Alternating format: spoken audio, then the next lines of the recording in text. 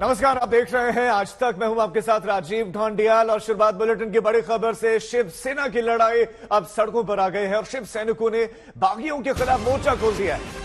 आज शिवसेना मुखपत्र सामना के दफ्तर के बाहर ही शिव सैनिक जमा हो गए, जमकर नारेबाजी हुए हैं और बागियों के खिलाफ पोस्टर बैनर लेकर आए, नारेबाजी करने लगे। मुंबई ने पुणे नांदेड़ में भी बागी विधायकों के खिलाफ शिव सैनिकों का गुस्सा फूट पड़ा। एकनाथ शिंदे के इस पूरे इलाके में ठाणे में पहली बार उद्धव के समर्थन में पोस्टर्स लगे और यहां नारेबाजी हुई। तो औरंगाबाद में बागी विधायकों के समर्थन में भी वो डटे हुए हैं। तो शिव सैनिक सड़कों पर उतरे हुए हैं, प्रदर्शन चल रहा है, जमकर नारेबाजी देखने को मिली है, पोस्टर बैनर और ये देखिए पुतले जो है लाए गए, उनको लात मारे गए, ये पुतला जलाया गया है। बागियों का ये पुतला दहन और नारेबाजी हुए, ये तस्वीरें आप देख रहे हैं।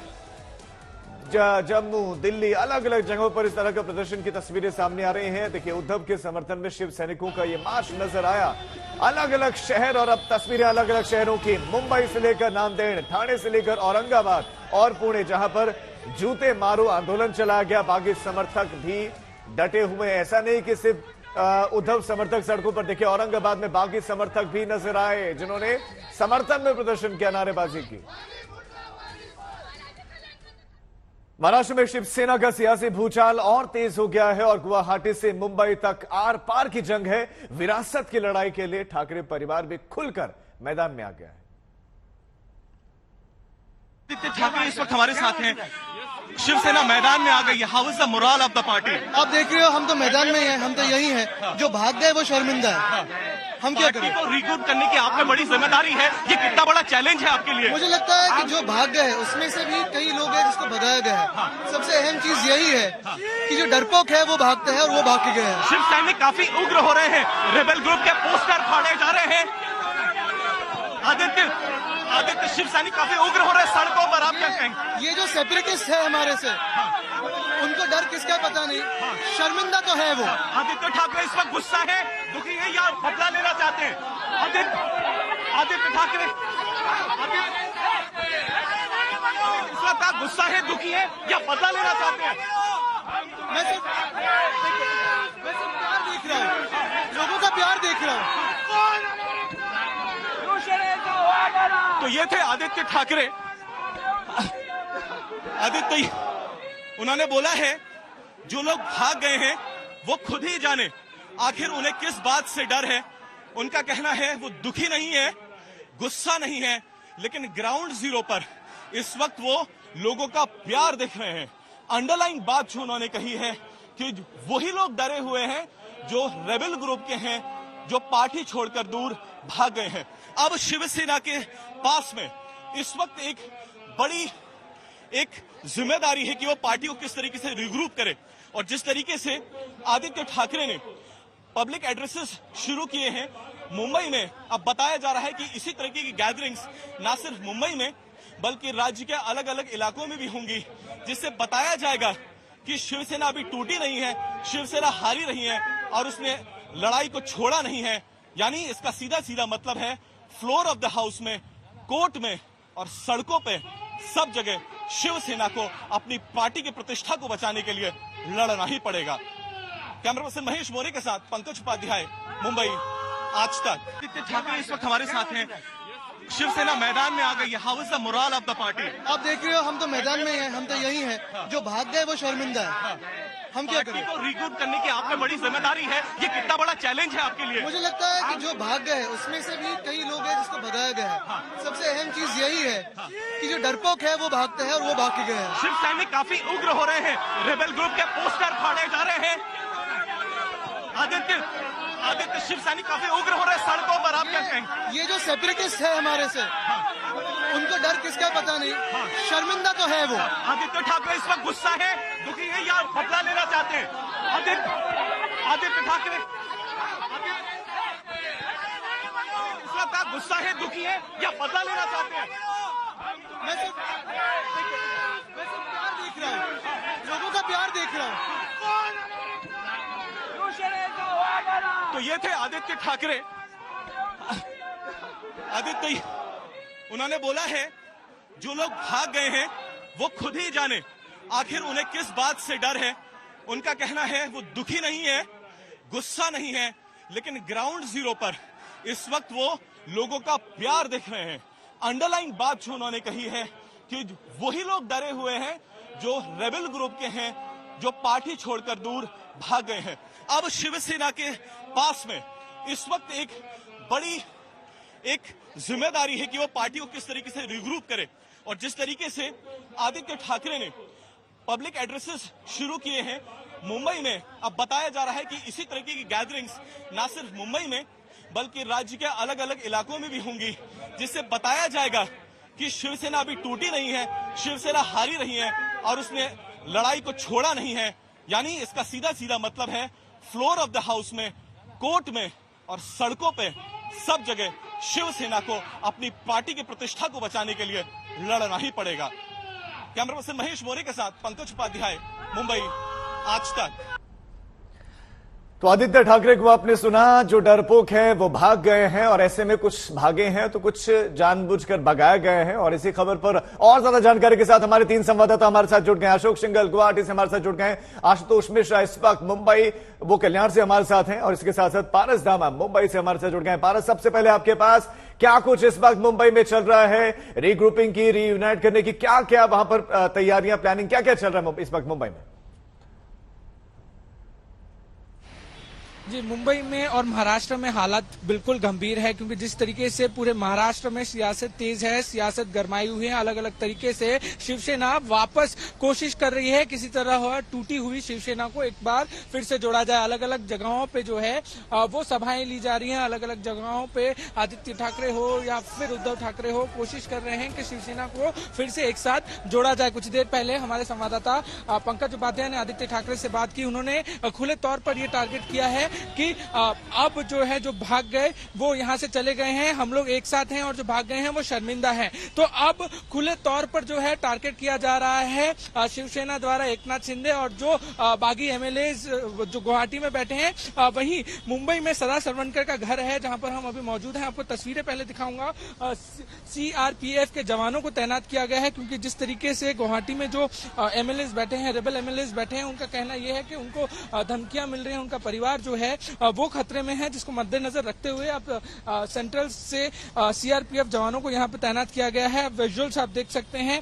वहीं महाराष्ट्र सियासत जिस तरीके से टर्न ले रही है, हमें कभी लग रहा था कि एक तरफ एकनाथ शिंदे का पलड़ा भारी है, अब ये लग रहा है कि कहीं शिवसेना जो है फिर से रीयूनाइट होने की कोशिश कर रही है, फिर से जो अपना वर्चस्व वो खोते जा रहे थे वो फिर से पाने की कोशिश कर रहे हैं। ऐसे में महाविकास अघाड़ी सरकार पूरी कोशिश कर रही है कि अब किसी तरीके से सरकार को बचाने ठीक है, कोशिश यह है कि सरकार को बचा लिया जाए, कैसे एकजुट खुद को किया जाए। लेकिन आशुतोष, एक तरफ तल्ख टिप्पणियां की जा रहे हैं, यह कहा जा रहा है कि बाकी अपने बाप के नाम पर पार्टी बनाए, इस तरह के शब्दों का चयन हो रहा है। दूसरी तरफ कह रहे हैं कि एकजुट होगा, लेकिन इस बीच में आदित्य ठाकरे कुछ कह रहे, सुनाते हैं आपको।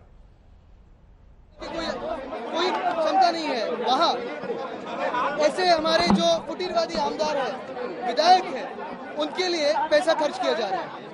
ये आसाम के लोगों ने भी सोचना जरूरी है, महाराष्ट्र के लोगों ने भी सोचना जरूरी है, देश के लोगों ने सोचना जरूरी है। और इस देश में लोकशाही है कि नहीं, इसका सवाल होता है, क्योंकि ये ऑप्शन जैसे लेके जा रहे हैं।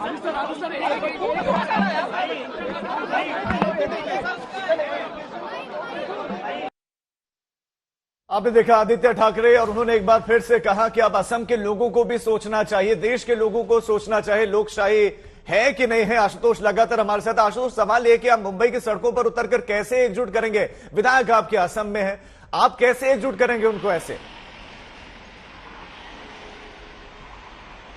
देखिए, शिवसेना के संगठन को अगर आप समझें तो इसी में जवाब दरअसल छुपा है।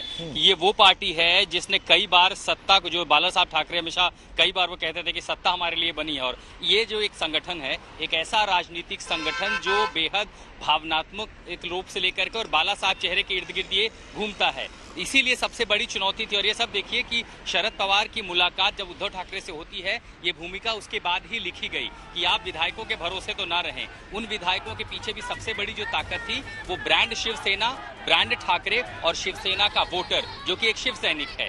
इसीलिए वहां विधायकों से मान मनोबल तो होगी। उनको पता है जब आप मुंबई जाएंगे, अगर आप यहां से 38 ले जा सकते हैं, तो जब वो मुंबई आएंगे तो उन्हें तो सिर्फ 2 या 3 कम करने हैं। 2 या 3 तो जाहिर इनकी ओर से भी कोशिश होगी, लेकिन अगर आपके पास काडर है और वो तब होगा जब आप उनसे जुड़ेंगे, इसीलिए ये पहल हो रही है। उद्धव ठाकरे की दो बार भावनात्मक अपील शिवसेना कार्यकर्ताओं के साथ, उसके बाद आदित्य ठाकरे का यूं सामने जाना, देखे वो भी जनता के बीच में है, उनको ये नब्ज समझ में आए कि आप जनता के बीच में हैं। इसका उदाहरण समझिए कि 48 घंटे पहले मातोश्री के दरवाजे पर आज शाम के समय वहां कोई कार्यकर्ता नहीं था। उद्धव ठाकरे की भावुक अपील होती, अगले दिन से आप देखिए भगवा झंडा लेकर, शिवसेना का झंडा लेकर कार्यकर्ता सड़कों पर उतर गए। ये है वो संगठन और इसी के ताकत पर उद्धव ठाकरे, संजय राउत आज आगे होकर, मुखर होकर बोल रहे हैं। जो भाषा निराश थी, आज वो आक्रामक तेवर दिखा रहे हैं। जाहिर है एकनाथ शिंदे, मसलन मैं जहां खड़ा हूं, ये ठाणे जिला है, ये एकनाथ शिंदे की जमीन है, यहाँ पर उनका वर्चस्व है। लेकिन यहाँ शिवसेना में जब दो फाड़ होती है तो कार्यकर्ताओं में कहीं ना कहीं असमंजस है कि आखिर वो शिव सैनिक होकर ना कहते पार्टी के साथ जुड़े। असमंजस क्या आप बता रहे हैं कि कार्यकर्ताओं में स्थिति है। आशुतोष, मैं लौट रहा हूं आपके पास। अशोक का रुख कर लेते हैं, वो गुवाहाटी से हमारे साथ हैं। अशोक, एक बड़ा सवाल और एक कॉमन सवाल आम आदमी के जहन का, ये सवाल कि अगर बागी विधायकों के पास संख्या है, उनके पास नंबर है, उनके पास इतने नंबर है कि वो पूरी पार्टी अपने नाम कर सकते हैं, तो फिर इंतजार किस बात का? असल में क्या कर रहे हैं वो? आगे की प्रोसीडिंग क्या, अब आगे की प्रक्रिया क्या क्या करने वाले हैं आगे वो? देखिए, दोनों तरफ से पॉलिटिकल बैटल के साथ साथ लीगल बैटल भी लड़ा जा रहा है, क्योंकि 16 विधायकों को डिस्क्वालिफिकेशन का नोटिस दिया गया है डिप्टी स्पीकर के द्वारा, तो उसको जूझ रहे हैं वो कि उसका जवाब कैसे देना है। लीगल राय ली जा रही है और फिर काउंटर किया जा रहा है शिंदे ग्रुप के द्वारा कि हमको डिस्क्वालीफाई करने का नोटिस क्यों, क्योंकि हमको विधायक दल के नेता से हटाया गया, उसके लिए भी कोर्ट जाने की तैयारी कर रहे हैं कि हमारे पास मेजोरिटी है, तो जिन लोगों ने किया वो माइनॉरिटी में है, उनके खिलाफ कार्रवाई होनी चाहिए, उनको डिस्क्वालीफाई करना चाहिए। तो ये लीगल बैटल तो चल ही रहा है, क्योंकि सुप्रीम कोर्ट जाने की तैयारी ये लोग कर रहे हैं विधायक दल के नेता हटाने से लेकर के, और जो नोटिस दिया गया 16 विधायकों के डिस्क्वालिफिकेशन का, उसका जवाब किया जा रहा है, उसके लिए समय मांगा जा रहा है, क्योंकि लीगल बैटल लड़ा जा रहा है। उधर शिवसेना जो है काफी अग्रेसिव हो गई है। 2-3 दिन इमोशनल अपील की गई उद्धव ठाकरे द्वारा कि आए शिंदे बात करें, मुख्यमंत्री बनना है तो कोई शिव सैनिक अगर मुख्यमंत्री बनना है तो अच्छी बात है, लेकिन बात तो करें आकर के।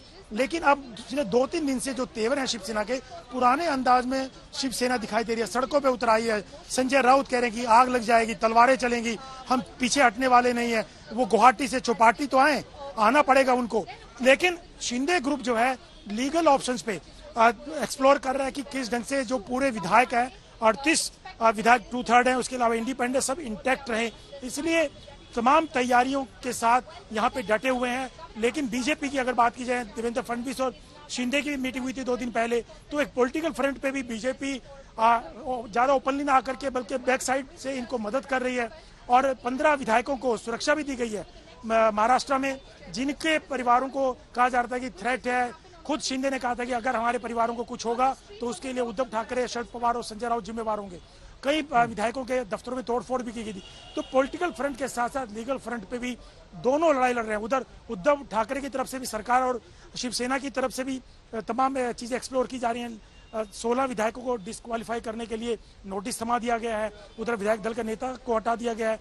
तो ये तमाम चीजें हैं, इधर शिंदे ग्रुप काउंटर कर रहा है। तो दोनों तरफ से कल शिंदे ने भी अपील की शिव सैनिकों को कि मैं महाअघाड़ी के चुंगल से निकालना चाहता हूं शिवसेना को, शिवसेना के साथ है हम लोग। तो ये दोनों तरफ से ये फ्रंट चल रहा है, चाहे वो शिवसेना, और शिवसेना काफी अग्रेसिव हो गई है, लेकिन शिंदे ग्रुप जो है काउंटर तो कर रहा है, लेकिन लीगल ऑप्शन पे ज्यादा एक्सप्लोर किया जा रहा है। वो लड़ाई लीगल फ्रंट पे लड़ी जा रही है। तमाम चीजें सेटल होने के बाद। ठीक है अशोक, मैं रोक रहा हूं आपको, माफी के साथ मैं लौट रहा हूं आपके पास। इस बीच में शिवसेना के कॉर्पोरेट से खास बातचीत की गई है, आज तक ने खास बातचीत की है, आपको सुनाते हैं।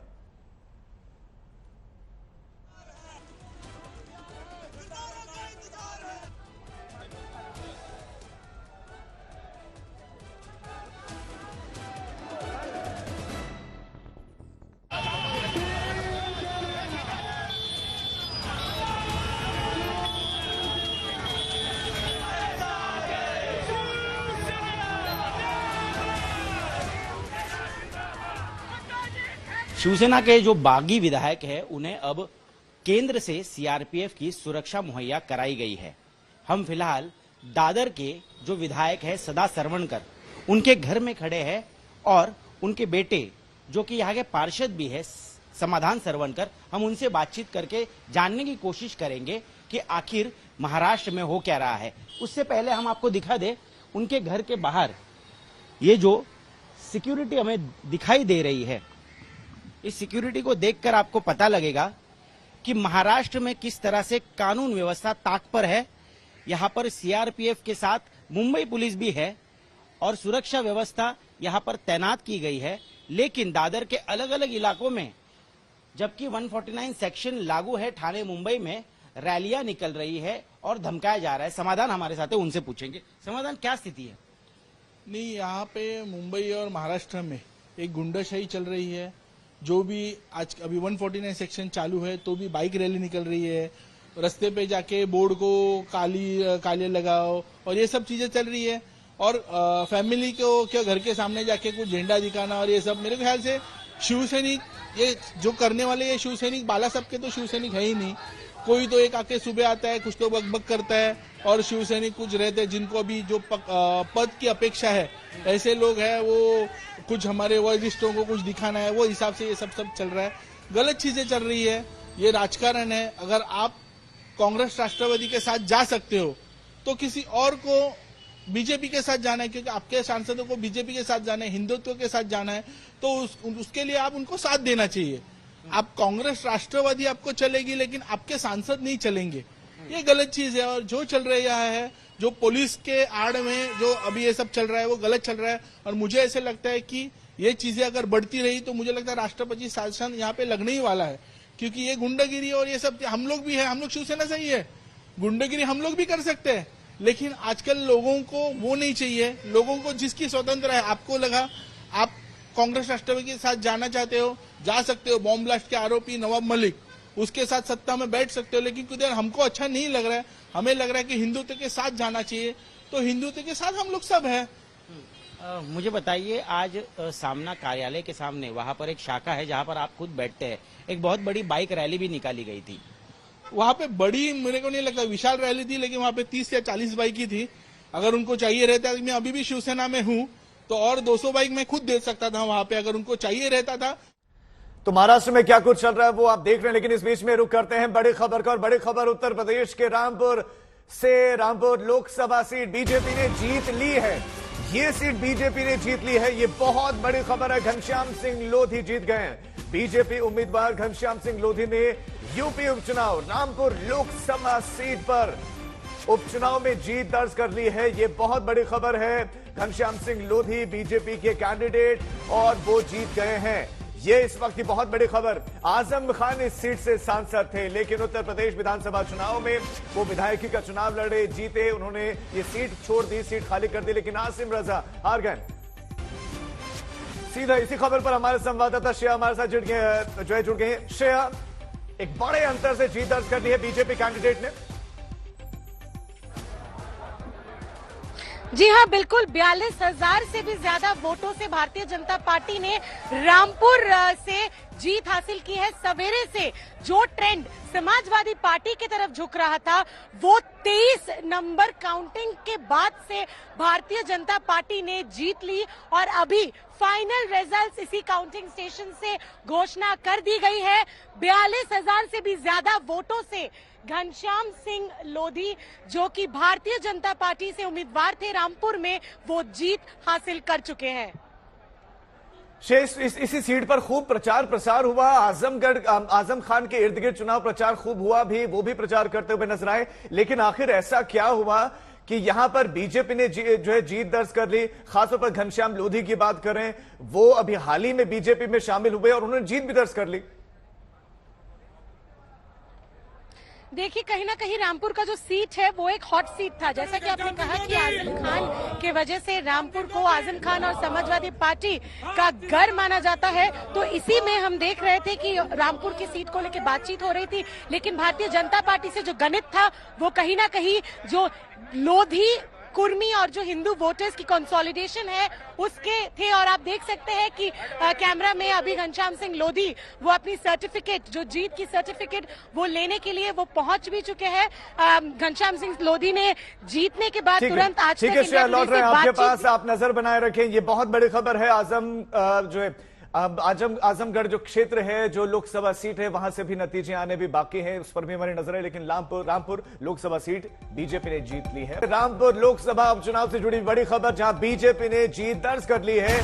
बीजेपी कैंडिडेट घनश्याम लोधी ने यहां 42,000 से ज्यादा वोटों से जीत दर्ज की है। ये क्षेत्र आजम खान का गढ़, आजम खान इसी सीट से सांसद थे, लेकिन आजम खान ने अपनी सांसद वाली सीट छोड़ी, तो यहां पर उपचुनाव हो रहे थे और उपचुनाव में बीजेपी ने 42,000 से ज्यादा वोट से जीत दर्ज की है। घनश्याम लोधी की बात करें तो इन्होंने अपने राजनीतिक सफर की शुरुआत बीजेपी के साथ जरूर की थी, लेकिन उसके बाद सपा बसपा होते हुए एक बार फिर से जब बीजेपी में पहुंचे और बीजेपी ने उसी सीट से इनको कैंडिडेट बनाया जहां पर इन्होंने 2019 में आजम खान के लिए खूब प्रचार किया था। आजम खान के करीबी ये माने जाते थे, लेकिन अब वहीं उसी क्षेत्र में पटकनी दी है। आजम खान के चहीते कैंडिडेट को असीम रजा को हरा दिया है और 42,192 वोट का यह अंतर था। घनश्याम सिंह लोधी जीत गए हैं। तो दूसरी तरफ आजमगढ़ से भी बड़ी खबर आपको देते हैं, वहां पर भी बीजेपी इस वक्त आगे है, लेकिन ये बहुत बड़ी खबर है। ये घनश्याम सिंह लोधी रामपुर से जीत गए हैं और घनश्याम सिंह लोधी से आज तक संवाददाता ने खास बातचीत की है। एक बार बातचीत आपको सुनाते हैं। 27,000 से भी ज्यादा वोटों से रामपुर में भारतीय जनता पार्टी की जीत हासिल हो चुकी है और हमारे साथ जुड़ रहे घनश्याम सिंह लोधी जी। सर, बहुत बहुत मुबारक आपको इस जीत की। किसको आप इस जीत का श्रेय देना चाहेंगे? देखिए, जो हमारे कार्यकर्ता हैं सब सिरे उन्हें जाता है, जो तन मन धन से बेचारे लगे रहे, और जो हमारे जो शीर्ष नेता हैं यहाँ पर आए हुए है ना, उनको भी इसका श्रेय जाता है। और ऐसी, अब तो गर्मी कम है आज, लेकिन ऐसी गर्मी में उन्होंने मेहनत की है। मैं समझता हूँ बड़े अच्छे टिक नहीं पाते गर्मी। रामपुर को लोग आजम खान का घर मानते हैं, इसके बावजूद भी आप लोगों ने इतने बड़े मार्जिन से जीत हासिल की है, इसका कारण क्या है? योगी 2.0 सरकार की भी एक लिटमस टेस्ट थी। नहीं, देखिए, माननीय योगी जी का और माननीय मोदी जी का तो जो विकास जो कराए हैं उन्होंने क्षेत्र में, उसका तो रहा ही है क्षेत्र में जो भी। लेकिन लोग जो गढ़ कह रहा हो ना, गढ़ किसी का नहीं रहा है। ये रामपुर जो है पहले 4 बार यहाँ से भाजपा जीत चुकी है, क्योंकि सांसद 4 बार बन चुके हैं भाजपा के। उससे पहले कांग्रेस के बनते रहे। सिर्फ सपा 2 बार चुनाव जीती है, बाकी सब सपा का गढ़ कोई नहीं रहा है।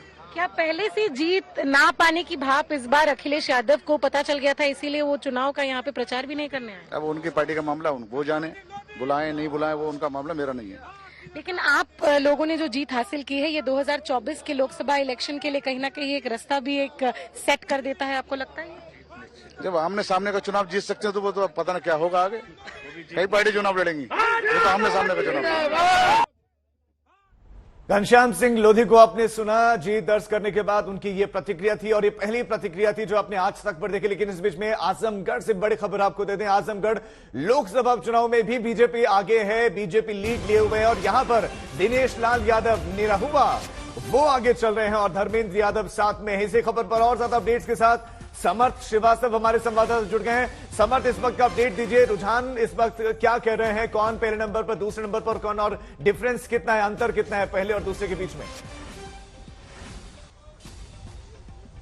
राजीव, देखिए, सबसे बड़ी खबर आजमगढ़ से ये है कि 12,000 का अंतर है। इस वक्त निरहुआ लीड कर रहे हैं और नंबर 2 पर है धर्मेंद्र यादव यानी कि समाजवादी पार्टी। इसके अलावा जो बड़ी अपडेट आ रही है वो ये है कि बहुजन समाज पार्टी के गुड्डू जमाली, जिनका वोट शेयर 1 लाख के पार है, आप मानकर चलिए, वो जो है उन्होंने अपनी हार स्वीकार कर ली है। उन्होंने आज तक से बातचीत करते हुए अपनी हार स्वीकार करी और उन्होंने आरोपों को भी खारिज किया है और कहा है कि हम बीजेपी की बी टीम नहीं हैं। अगर आप मेरे ऊपर जो आरोप लग रहे हैं, मैं कोई डमी कैंडिडेट नहीं हूं। अगर मैं डमी कैंडिडेट होता तो मेरे वोटों की जो संख्या है वो इतनी नहीं होती, क्योंकि यहाँ पर जो गेम चेंजर का रोल किसी ने प्ले किया है तो कहीं ना कहीं गुड्डू जमाली ने किया है, जो कि पूरी तरीके से बीजेपी के फेवर में जाता दिख रहा है, क्योंकि आजमगढ़ का जो वोट शेयर है वो समाजवादी पार्टी को ज्यादा फेवर करता है। ऐसे में बसपा का जो कैंडिडेट गुड्डू जमाली, उनके आने से कहीं ना कहीं बीजेपी को सपोर्ट हुआ और ये बात हालांकि गुड्डू जमाली नहीं मानते हैं और उन्होंने अपनी हार फिलहाल स्वीकार कर ली है। और निरहुआ का जो वोट शेयर है इस वक्त वो 12,000 वोट से आगे चल रहे हैं, बढ़त बनाई हुई है और कहीं ना कहीं इस वक्त समाजवादी पार्टी के लिए चीजें खराब होती जा रही हैं। समर्थ, एक आरोप तो लग ही रहा है बहुजन समाज पार्टी पर कि रामपुर में आप कैंडिडेट उतारते नहीं, लेकिन आप आजमगढ़ में कैंडिडेट उतार देते हैं। लेकिन इस बीच में आपसे जानना चाहूंगा कि लगभग कितने राउंड की काउंटिंग हो चुकी है और कितने राउंड की बाकी है, पिक्चर कब तक क्लियर हो सकती है?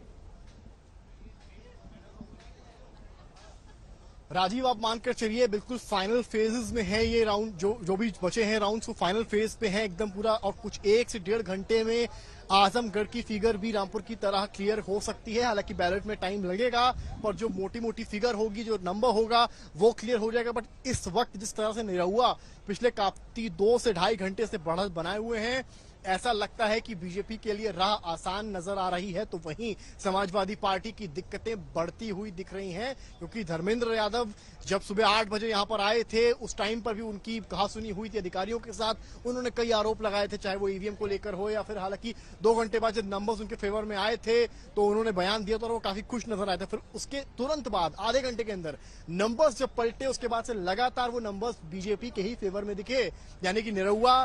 ठीक है, समर्थ नजर आप बनाए रखें, अपडेट्स के लिए आएंगे। फिलहाल बहुत शुक्रिया आपका इस तमाम जानकारी के लिए। आजमगढ़ में बीजेपी आगे है, निरहुआ 12,000 से ज्यादा वोटों से इस वक्त आगे चल रहे हैं।